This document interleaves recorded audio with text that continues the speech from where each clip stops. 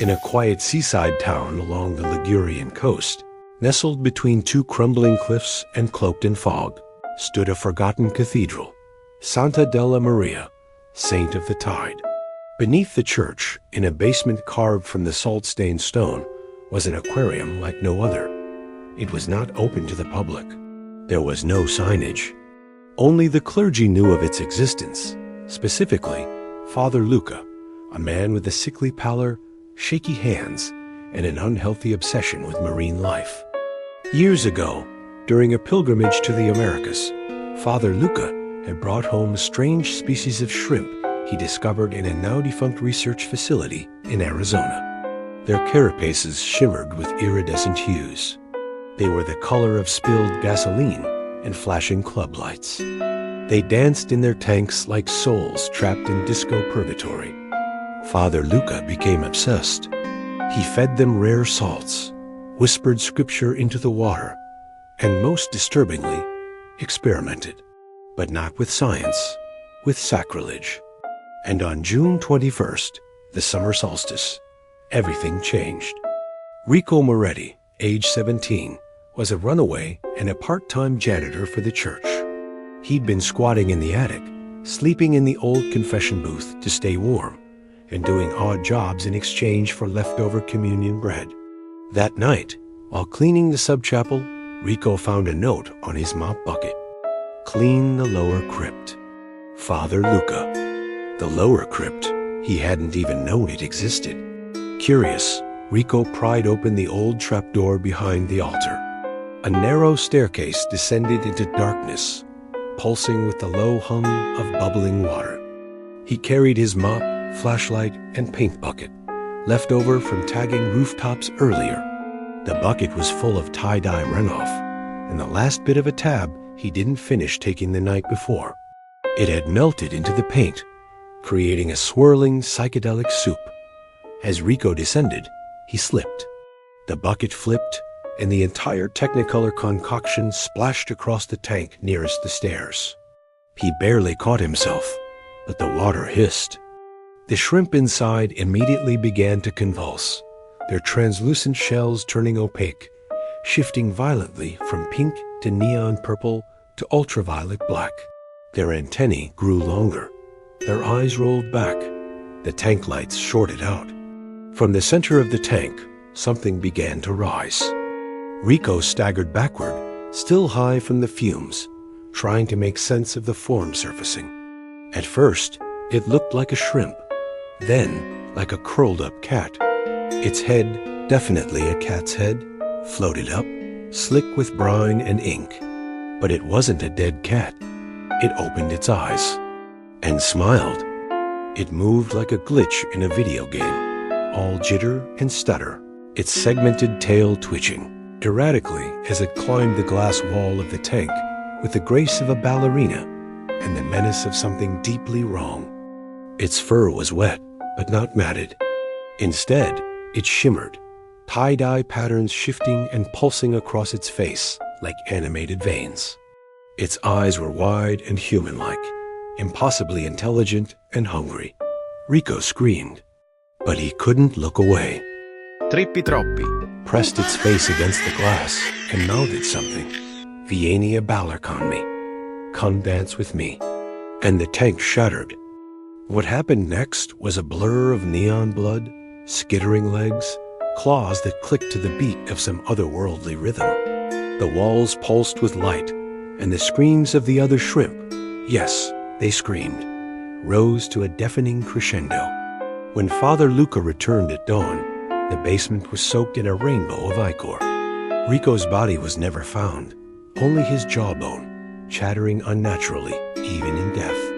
Trippi Troppi Was gone, or so they thought. In the following days, fishermen reported seeing a party in the sea. Lights flickering beneath the surface at 3:33 a.m., answers in the fog. And every time, one of them went missing. All that was left behind were glittering claw marks and faint echoes of disco music in the wind. Years later, a YouTuber named Gianni Del Rossi began a web series called Obscura Italia, documenting the weird and unspoken horrors of the country. One rainy August night, while combing through the archives of the old Santa della Maria, he found a rusted USB hidden in a hollowed-out Bible. The file was named Trippi_final.mov. Johnny uploaded it. Within 12 hours, the video went viral. Within 24, people began dying. The footage was shaky, low resolution, showing an aquarium in a dark room. But the audio, it was like nothing on Earth. A fusion of glitchcore, traditional tarantella, and somehow purring. Viewers described seeing a cathead shrimp that moved in fast forward while the rest of the video lagged behind. Some said it was crawling out of the screen. One man tore out his own eyes, saying, "I can still see it dancing." The video was removed, but copies had already spread to the dark web, uploaded as Trippa_Tropa.mkv, confusing some into believing it referenced a different entity altogether. A beast with the head of a fish and the body of a bear, always in the background, always watching. But no, that was just a shadow. A whisper. Johnny, desperate for answers, returned to the church. The aquarium was still there, now coated in salt and seaweed, as if the ocean itself had reclaimed the place. As he entered, the doors slammed shut behind him. Lights burst into color. Blues, reds, greens. The floor was slippery. A low, slow beat throbbed through the room. Unnatural, as if the entire building had become a subwoofer. From the ceiling dropped a long, wet tail. Then came the head. Trippi Troppi. Fully grown, towered above him now. The cat's face had stretched into a monstrous parody of joy, all teeth and twitch. It blinked sideways. It smelled like glitter and rot. Johnny tried to scream, but he had already started dancing. There are stories of people being invited to the underwater rave, lured in by flickering lights, by visions of loved ones dancing in the deep. Some return, catatonic and twitching. Others return changed. They speak in echoes. They sweat glitter. They twitch uncontrollably to non-existent beats and whisper only one phrase before their bodies collapse into rainbow-colored goo.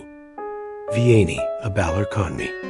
Years later, scientists uncovered a sealed journal beneath the old church. It was written by Father Luca himself. Inside, it revealed that the shrimp he had brought from Arizona wasn't an accident. They were the last of a species bred for psychic experimentation in the 1960s.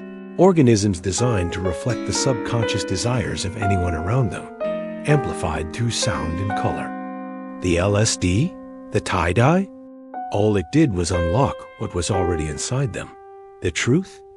Trippi Troppi. Was never one creature. It was a mirror, a reflection of the madness inside the first person it fully bonded with, Rico. The real Rico died that night, but his mind lived on, warped into a monstrous form that latched onto viewers, echoing through audio, color, and fear. Every Trippi Troppi. Troppa trippa.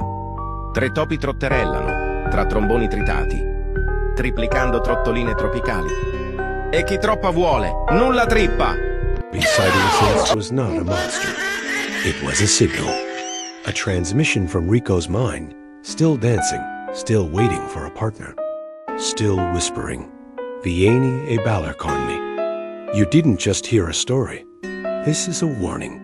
Because this text, if you've felt chills, if your toes have twitched to an imaginary beat, if you've heard the purr behind your screen while listening, means it's already begun sinking. There's glitter behind your eyes now. You're starting to hear the music. And tonight, when the lights flicker, dance, or drown.